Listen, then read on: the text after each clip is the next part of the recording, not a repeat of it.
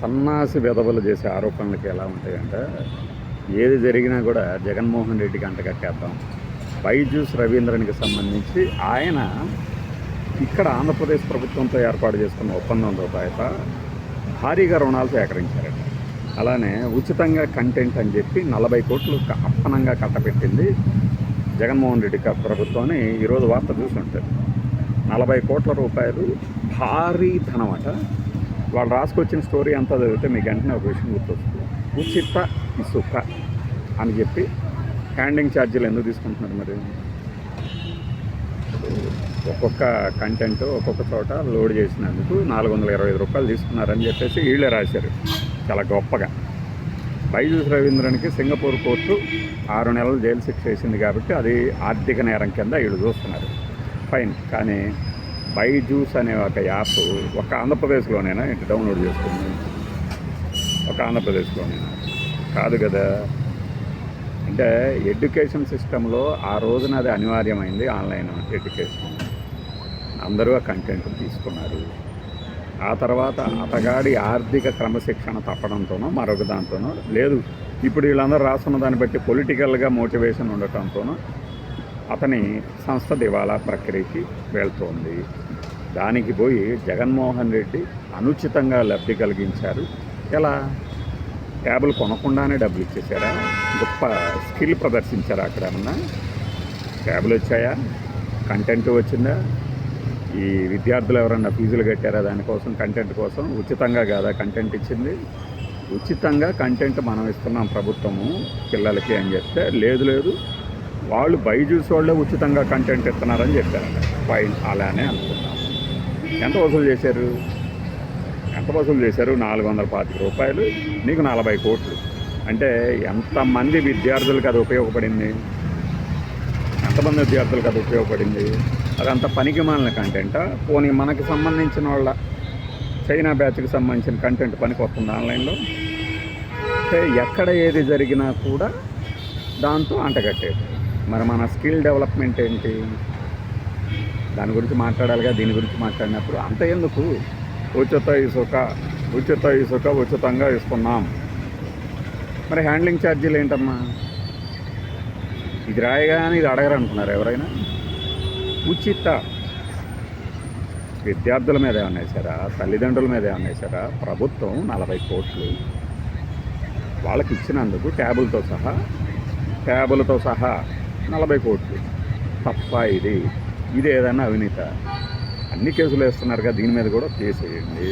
జగన్మోహన్ రెడ్డి మీద లేదంటే అప్పటి ప్రభుత్వం మీద ఒక కేసు పెట్టండి.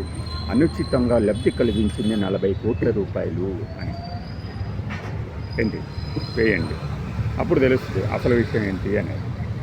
అంటే ఎక్కడేది జరిగినా కూడా జగన్మోహన్ రెడ్డికి అంటగట్టేస్తే మన ప్రభుత్వం చాలా చక్కగా పనిచేస్తుంది అని చెప్పుకోవచ్చు. బైజూస్ రవీంద్రన్కి సింగపూర్ కోర్టు 6 నెలలు శిక్ష విధించింది. నువ్వు ఇప్పుడు దాకా ఏం చేస్తున్నావు మరి? అనుచితంగా లబ్ధి కలిగించి ఎన్నాళ్ళయింది? ఆయన దిగిపోయి ఎన్నాళ్ళయింది? 2 ఏళ్ళు అవుతుందిగా జూన్కి. మరి ఈ మధ్యలో ఏం చేస్తున్నావు? గాడిదలు కాస్తున్నారా? ఈ రాతకుడు గాడిదలు కాస్తున్నాడు. రాయొచ్చుగా. బైజూస్ రవీంద్రన్కి చాలా లాభం చేకూర్చింది. ఇంకా ఇంతమంది కస్టమర్లు ఉన్నారు నాకు అని చెప్పి లోన్ తీసుకున్నాడట. అబ్బా, ఇన్ని డౌన్లోడ్లు అయినాయి అని చెప్పేసి బైజూస్ రవీంద్రన్ లోన్ తీసుకున్నాడట. దీనివల్లనే కుదిరిందట మనోడు రాయటం.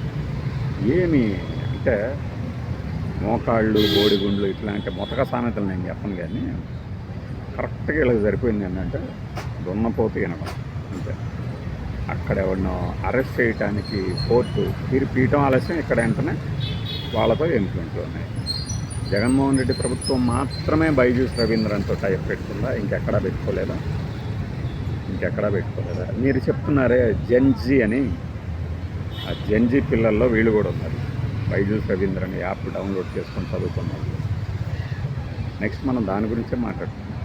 జెన్జీ పేరుతో ఎవరిని బెదిరించాలని ట్రై చేస్తున్నారు అని చెప్పి.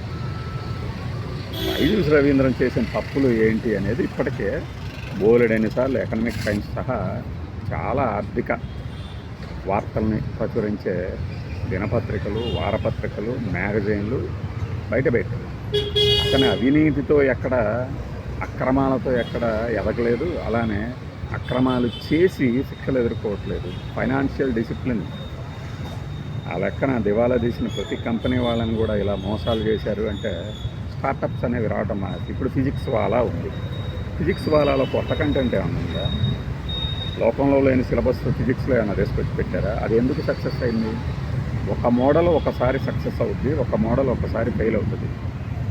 ఫైనాన్షియల్గా డిస్ప్యూట్స్ ఉన్నాయి అంటే మనం రోజు రెగ్యులర్గా ప్రమోట్ చేస్తుంటామే కొన్ని సంస్థల స్టాక్స్. అంత ఎందుకు ప్రభుత్వ రంగ సంస్థ ఎల్ఐసి ఒకప్పుడు ఎలా ఉండేది? ఒకప్పుడు అంటే మరీ ఎక్కడికో వెళ్ళకండి, ఒక 4 ఏళ్ల క్రితం వరకు అందులోని సంస్థల ఎల్ఐసి తాలూకు పెట్టుబడులు నష్టాలు వాటిల్లుతున్న కంపెనీల్లో వెతుక్కుని మరీ పెట్టుబడి పెట్టేదే. దాని వెనక ఎవరున్నారు? అలాంటివి తీయండి. అంతేగాని స్టార్టప్స్ 100 స్టార్టప్స్ వస్తే 3 మాత్రమే సక్సెస్ అయ్యాయి. స్టార్టప్స్ యుగంలో ఉన్న వాటిని తప్పులు చూపించి పొరపాటున వాళ్ళకి పొలిటికల్ లీడర్లతో కనుక లింకులు ఉంటే, పోనీ టైఅప్లు, అవగాహన ఒప్పందాలు, ఆ తర్వాత ఒప్పందాలు కుదుర్చుకొని ఉంటే వెంటనే రాజకీయ అవినీతి చోటు చేసుకుంది అని ఆ రంగం మీద పడి ఆడవకండి. అప్పుడే స్టార్టప్స్లో కూడా రాజకీయాలను చొప్పించే ప్రయత్నం చేస్తే అంత ఎందుకు? ఎస్ బ్యాంకు కుంభకోణం బయటపడటానికి 6 నెలల క్రితమే కదా వైవి సుబ్బారెడ్డి గారు టీటీడీ చైర్మన్గా ఉండగా టీటీడీకి సంబంధించిన డిపాజిట్లు ఎస్ బ్యాంక్ నుంచి తీసి ప్రభుత్వ రంగ బ్యాంకుల్లో పెట్టింది.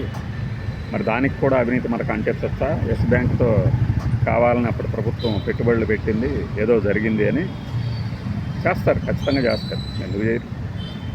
ఆరోపించారుగా వైఎస్ఆర్సీపీ వాళ్ళు. టీటీడీ మా హయాంలో ఉన్నప్పుడే ఆ నిధులు తీసి ఇందులో పెట్టాం, 6 నెలలకే కొలాప్స్ అయింది, బయటపడింది ఎస్ బ్యాంక్ రాణా కపూర్ తాలూకు ఉదంతం అని. కాబట్టి మనకే రాత వచ్చు. జెన్జీ గురించి దగ్గర రాస్తున్నారు కదా, ఇప్పుడు ఎందుకు భయం పడుతుంది? వాళ్ళ గురించి రాయకపోతే మనము పాత వాళ్ళం అయిపోతామని. ఆల్రెడీ మీరు పాత వాళ్ళు అయిపోయారు. అందుకే మీరు జెన్జీలు, ఆల్ఫాలు ఇట్లా పేర్లు ఏం పెట్టుకున్నా మీ వార్తలు ఇవి ఎందుకు చూడట్లేదంటే, రియల్ జనరేషన్ అనేది వయసు కాదు, కొత్త తరం వార్తలు, కొత్త తరం వార్తా విశ్లేషణ ఇవి చదవటానికి, వినటానికి ఇష్టపడుతున్నారు. మీకు చేత అయితే ఫాలో అవ్వండి, అంతేగాని మీ ముతక పద్ధతుల్లో ఇంకా అంటే మీరు మారరు. ఇలానే ప్రతిదానికి అవినీతి మరక మనకి కావాల్సిన విధంగా అంటిస్తూ పోయినప్పుడు చివరికి చీత్కారాలే మిగులుతుంది. బైజూస్ రవీంద్రని ఏమేమి అక్రమాలు చేశాడో అంటే క్రమ పద్ధతి కానిది అక్రమం, అంతేగాని ఆయన ఏదో మోసమో లేకపోతే దుర్మార్గమో చేశాడని కాదు. వాటి గురించి మనం విడిగా మాట్లాడుకున్నాం. ఆల్రెడీ ఇప్పటికే చాలామంది చెప్పుకుంటారు మీకు. అవన్నీ చూసిన తర్వాత స్టార్టప్స్ కల్చర్లోని ఒక దుర్గుణమే దాని పతనానికి దారితీసింది తప్పితే జగన్మోహన్ రెడ్డి చేసిన అక్రమాలు అంటూ ఒక జాబితాను అంటగట్టేస్తే అది కుదరదమ్మా.